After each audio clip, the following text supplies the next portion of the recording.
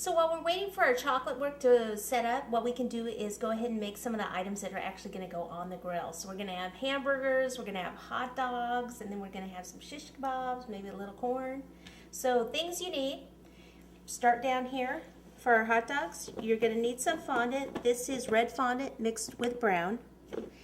For the corn and for the pineapple that's on the shish kebab, you're going to need some yellow fondant, kind of like an egg or a golden yellow fondant.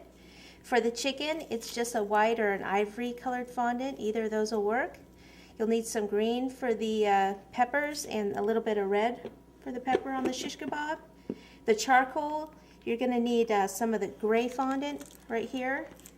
And we're also going to use the gray fondant for, this is actually going to be the handle that's going to be on the side of the barbecue.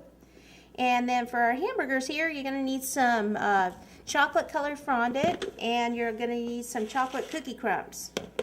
Then your basic tools, you're going to need cornstarch, maybe a little bit of shortening, some different size brushes.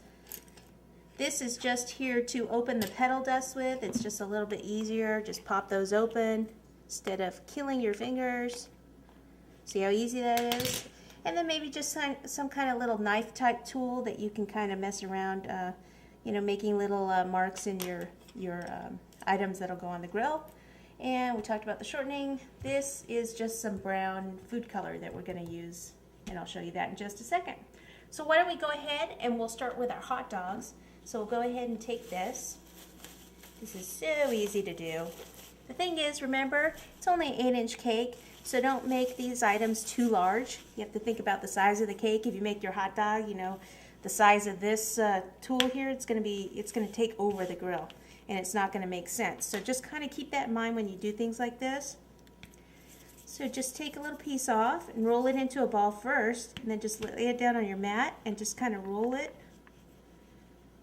And what I do is I roll and I kind of pull it out, elongate it. So this, since I had already done this one and kind of placed it on, that's pretty close.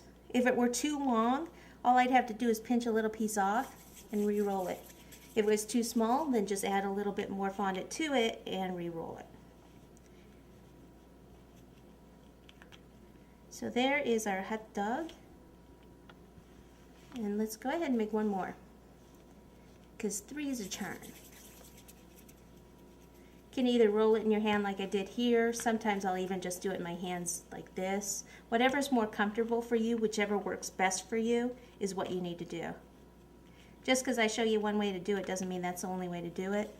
I try to show you the easiest way, but hey, maybe that doesn't work for you. At least you have the idea and just kind of play around with it. Okay, so the hot dogs usually have the little markings at the end. So just take a little tool like this. If you don't have anything like this, just grab a toothpick. Okay, it does the same job for a lot less money. But if you're like me and you have to have every single cake decorating tool, then you probably have something like that around. Okay, so there's one dog ready to go.